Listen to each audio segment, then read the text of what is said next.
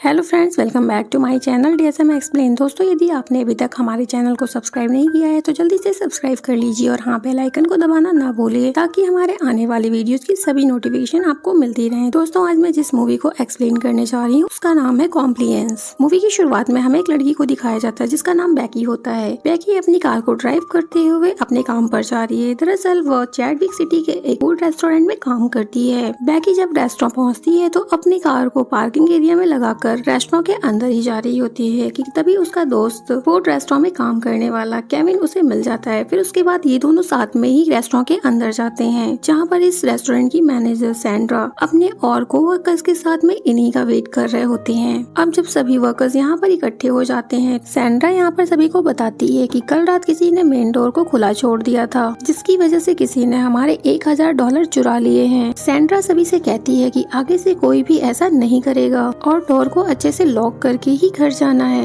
इतना कहने के बाद सैंड्रा सभी से अपना काम करने के लिए कहती है और खुद भी काम में बिजी हो जाती है। अब धीरे धीरे रेस्टोरेंट में कस्टमर्स भी आने शुरू हो जाते हैं। कुछ देर बाद मार्टी, जो कि उसी रेस्टोरेंट में काम करती थी, वो बैकी के पास जाती है। वह बैकी से कहती है कि सैंड्रा को लगता है कि कल रात को तुमने दरवाजे को खुला छोड़ दिया था, लेकिन बैकी मार्टी से कहती है कि दरवाजे को असल में केविन ने खुला छोड़ दिया था। मैं इस बात को जानती थी, लेकिन अगर मैं ये बात सैंड्रा को बताती तो सैंड्रा उसे जॉब से बाहर निकाल देती। यहाँ पर मार्टी को पता होता है कि बैकी बिल्कुल सच बोल रही है और इसके बाद वो सभी लोग अपने अपने काम में बिजी हो जाते हैं। और अब दोपहर का समय होता है और रेस्टोरेंट में एक फोन कॉल आती है। जैसे ही सैंड्रा उस कॉल को रिसीव करती है तो दूसरी तरफ से डेनियल नाम का एक पुलिसकर्मी उससे बात करता है। यहाँ पर वो पुलिसकर्मी सैंड्रा को बताता है कि आपके रेस्टोरेंट से जो पैसे चोरी हुए हैं, मुझे पता है कि वो किसने चुराए हैं, क्योंकि मेरे पास एक आदमी आया था और उसने वो चोरी करते हुए देखा है। यहाँ पर सैंड्रा पूछती है कि ऐसा किसने किया है, जिस पर वो जवाब देता है कि तुम्हारे ही रेस्टोरेंट में काम करने वाली एक लड़की जिसका नाम बैकी है, उसी ने तुम्हारे पैसे चुराए हैं। और जो आदमी मेरे पास आया है उसने बैकी को आपके पर्स से पैसे चुराते हुए भी देखा है। सैंड्रा से ये सब बातें करने के बाद डेनियल सैंड्रा से कहता है कि आपके रेस्टोरेंट में जो चोरी हुई है उसको इन्वेस्टिगेट करने के लिए मेरे पास पुलिस की एक बड़ी टीम है, जो कि आपके रेस्टोरेंट में आकर बैकी से इस बारे में पूछ सकती है, लेकिन इससे आपके रेस्टोरेंट का नाम खराब होगा, इसलिए मुझे लगता है कि आप मेरी हेल्प कर सकती हैं। सैंड्रा जब उसकी बातें सुनती है तो बहुत ज्यादा घबरा भी जाती है। यहाँ पर सैंड्रा डेनियल से पूछती है कि आखिर में मैं आपकी हेल्प कैसे कर सकती हूँ। इस पर डेनियल सैंड्रा से कहता है कि सबसे पहले आप बैकी को रेस्टोरेंट के बैक साइड में लेकर आइए और उससे मेरी बात करवाइए। और सैंड्रा ऐसे ही करती है। वह तुरंत बैकी के पास जाती है और उसे रेस्टोरेंट के बैक साइड में लेकर आती है और उसे इस बारे में सब कुछ बताती है। इसके बाद सैंड्रा डेनियल को कॉल करती है और उसकी बात बैकी से करवाती है। फोन पर बैकी डेनियल से कहती है कि मैंने ऐसा कुछ भी नहीं किया है, मैंने कोई चोरी नहीं की है। लेकिन यहाँ पर डेनियल बैकी से कहता है कि मेरे पास एक आदमी आया था जिसने तुम्हें चोरी करते हुए भी देखा है। इसके बाद डेनियल बैकी से कहता है कि मेरी सैंड्रा से बात करवाओ। यहाँ पर डेनियल सैंड्रा से कहता है कि आपको बैकी के पर्स की तलाशी लेनी होगी।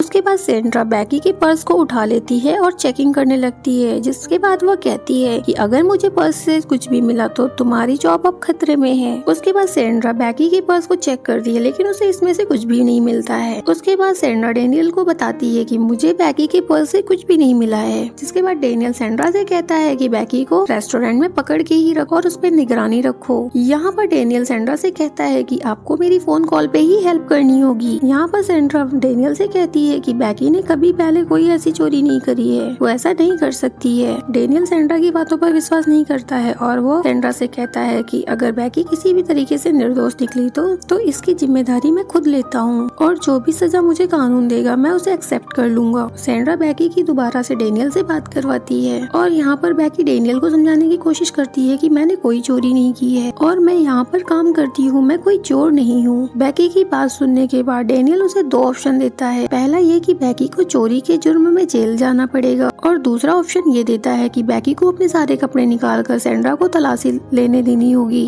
और डेनियल की ये दोनों शर्तें सुनकर उसके पैरों तले जमीन खिसक जाती है। लेकिन बैकी जेल नहीं जाना चाहती थी, इसलिए वह अपने कपड़ों को उतार कर सैंड्रा को तलाशी देने के लिए तैयार थी। यहाँ पर बैकी डेनियल से रिक्वेस्ट करती है कि जब सैंड्रा मेरी तलाशी ले तो मार्टी वहाँ पर मेरे साथ खड़ी हो। डेनियल बैकी के इस बात के लिए मान जाता है। अब यहाँ पर सैंड्रा को डेनियल पे थोड़ा सा शक होता है और वह उससे पूछती है कि क्या वो किसी फोन बूथ से बात कर रहा है क्या, या फिर किसी दूसरे तरीके से उन्हें देख पा रहा है। यहाँ पर सैंड्रा की इस बात का डेनियल उसे कोई भी रिप्लाई नहीं करता है और यहाँ पर हम देखते हैं कि सैंड्रा भी मन ही मन डरी हुई थी, इसलिए वह भी इस बात को इग्नोर करके मार्टी को लेने चली जाती है। सैंड्रा मार्टी को इन सारी घटनाओं के बारे में सब कुछ बता देती है और उसे अपने साथ लेकर रेस्टोरेंट के पीछे बैकी के पास लेकर आ जाती है। इसके बाद बैकी एक एक करके अपने सारे कपड़े उतार देती है और वो सैंड्रा को तलाशी देती है। सैंड्रा बैकी के सारे कपड़ों को चेक करती है और उसे कुछ भी नहीं मिलता है। यहाँ पर सैंड्रा डेनियल को कॉल करके फिर सब कुछ बताती है, जिसके बाद डेनियल उससे कहता है कि आपको बैकी के अंडरगारमेंट्स भी निकाल कर उसे भी चेक करना होगा। अब मजबूरी में बैकी को अपने अंडरगारमेंट्स भी उतारने पड़ जाते हैं और अब यहाँ पर वह पूरी तरीके से न्यूड हो जाती है। लेकिन वहीं पर खड़ी मार्टी को बैकी की यह हालत देखकर उस पर बहुत ज्यादा तरस आ जाता है, इसलिए मार्टी वहाँ पर रखा कैपरन उठाकर बैकी को पहनने के लिए दे देती है। उसके बाद डेनियल सैंड्रा से कहता है कि आपके रेस्टोरेंट के बाहर एक कार खड़ी है जिसमें आपको बैकी के सारे कपड़े रखने होंगे, जिन्हें मैं बाद में अच्छे तरीके से चेक करूंगा। सैंड्रा बैकी के कपड़े बाहर लेके जाती है और उसके द्वारा बताई हुई कार में ले जाकर रख देती है और जब वो वापस रेस्टोरेंट में आती है तो मार्टी को वापस से काम करने के लिए भेज देती है और एक बार फिर से वो डेनियल को कॉल करके बताती है कि आपने जैसा कहा था मैंने वैसा कर दिया है। इतना कहने के बाद वो डेनियल से कहती है कि मुझे भी अब अपने काम पर वापस जाना है वरना हमारा काम बंद हो जाएगा। इस पर डेनियल कहता है कि ठीक है आप अपने काम पर वापस जाइए, लेकिन बैकी पर नजर रखने के लिए किसी आदमी को बुला लीजिए। अब डेनियल की इस बात को मानकर सैंड्रा केविन के पास जाती है और उसे इस बारे में सब कुछ बताती है और वह केविन को अपने साथ रेस्टोरेंट के बैक साइड में लेकर आती है। सैंड्रा केविन से कहती है कि तुम्हें बैकी पर कुछ समय के लिए नजर रखनी होगी। केविन जो कि बैकी का काफी अच्छा दोस्त होता है, जब वह बैकी को ऐसे बिना कपड़ों के बैठा हुआ देखे तो वह गुस्से से लाल पीला हो जाता है और यहाँ पर केविन डेनियल से फोन पर बात करता है और उससे कहता है कि बैकी चोर नहीं है और वो कभी भी ऐसा नहीं कर सकती है। अब यहाँ पर डेनियल केविन से कहता है कि तुम्हें बैकी की तलाशी लेनी होगी। उसकी इस बात को सुनते ही केविन को और भी ज्यादा गुस्सा आने लगता है। यहाँ पर वो डेनियल से कहता है कि तुमने बैकी के सारे कपड़े तो निकलवा दिए हैं, अब भी तुम्हें उसकी तलाशी किस तरीके से लेनी है। जिस पर डेनियल केविन से कहता है कि तुम्हें बैकी के प्राइवेट पार्ट्स की तलाशी लेनी होगी। डेनियल की इस बात को सुनकर केविन को और भी ज्यादा गुस्सा आ जाता है और वह उसे फोन पे ही गाली बकने लगता है। उसके बाद वह वापस बाहर जाने लगता है और यहाँ पर वो सैंड्रा से टकरा जाता है जो कि वही रेस्टोरेंट के पीछे साइड में आ रही थी। यहाँ पर केविन सैंड्रा से कहता है कि मुझे माफ करना, लेकिन मैं आपकी इस मामले में कोई भी मदद नहीं कर सकता हूँ। उसके बाद सैंड्रा वापस से डेनियल को फोन मिलाती है और उससे बात करती है। यहाँ पर डेनियल उसे बताता है कि केविन बैकी पर नजर रखने के लिए सही आदमी नहीं है। यहाँ पर डेनियल सैंड्रा से पूछता है कि क्या किसी ऐसे आदमी को जानती हो जो बैकी पे अच्छे से नजर रख सके, जिसके जवाब में सैंड्रा उसे अपने मंगेतर का नाम बताती है। यहाँ पर डेनियल सैंड्रा से कहता है कि आपको अपने मंगेतर को उनकी हेल्प करने के लिए यहाँ पर बुलाना होगा। डेनियल की ये बात सैंड्रा को बहुत ही अजीब लगती है, लेकिन यहाँ पर वह बिना कुछ सोचे समझे अपने मंगेतर को रेस्टोरेंट में बुला लेती है जिसका नाम वान था और अब वह बैकी पर नजर रखने के लिए रेस्टोरेंट के पीछे साइड में आ जाता है। लेकिन यहाँ पर हम देखते हैं कि वान काफी ज्यादा नशे में होता है। सैंड्रा वान को इस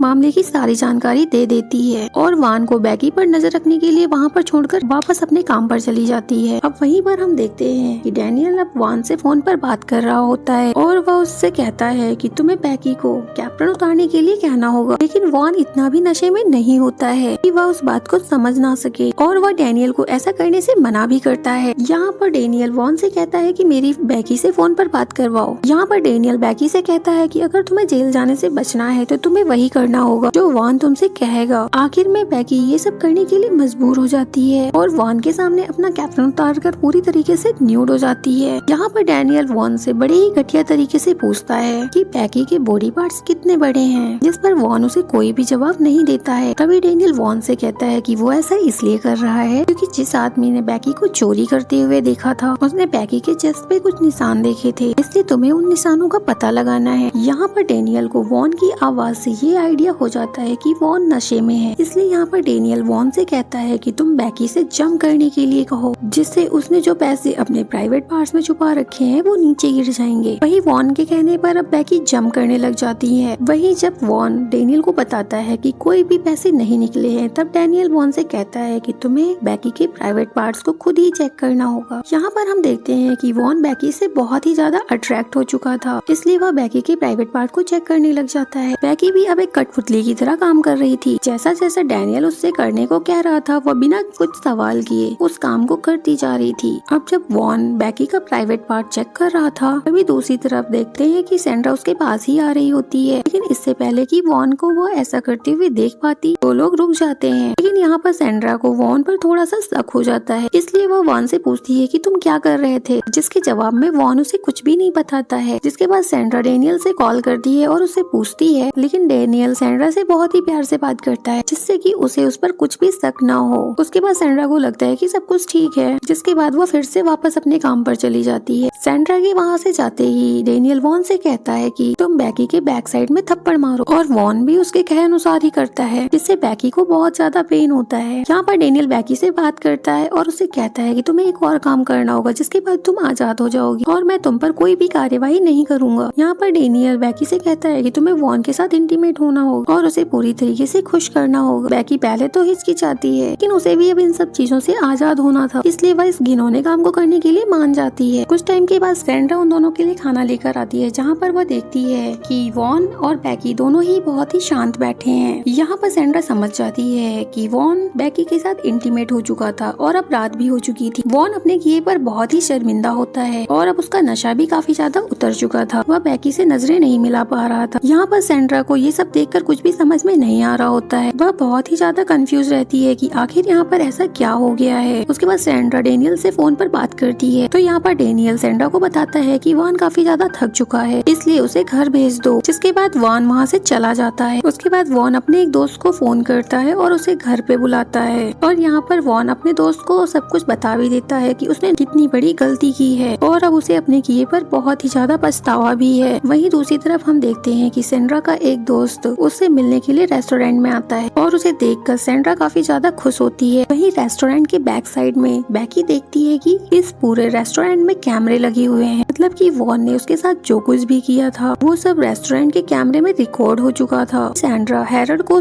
बैकी के बारे में सब कुछ बताकर उसे कुछ देर के लिए बैकी पर निगरानी रखने के लिए बोलती है और उसे बैकी के पास छोड़कर वापस अपने काम पर आ जाती है। उसके बाद डैनियल जब हैरल्ड से फोन पर बात करता है तो वह उसे भी बैकी के साथ में इंटीमेट होने के लिए बोलता है। यहाँ पर हैरल्ड जब डैनियल से फोन पे बात कर रहा होता तो डैनियल उसे सब कुछ बता देता है कि वॉन ने उसके साथ क्या किया था, और यहाँ पर वह उससे भी कहता है कि तुम्हें भी बैकी के साथ इंटीमेट होना है। डैनियल की ये सारी बातें सुनकर वह तुरंत सैंड्रा के पास जाता है और उसे सब कुछ बता देता है कि डैनियल ने वॉन से बैकी के साथ क्या क्या करवाया है और अब वो मुझे भी बैकी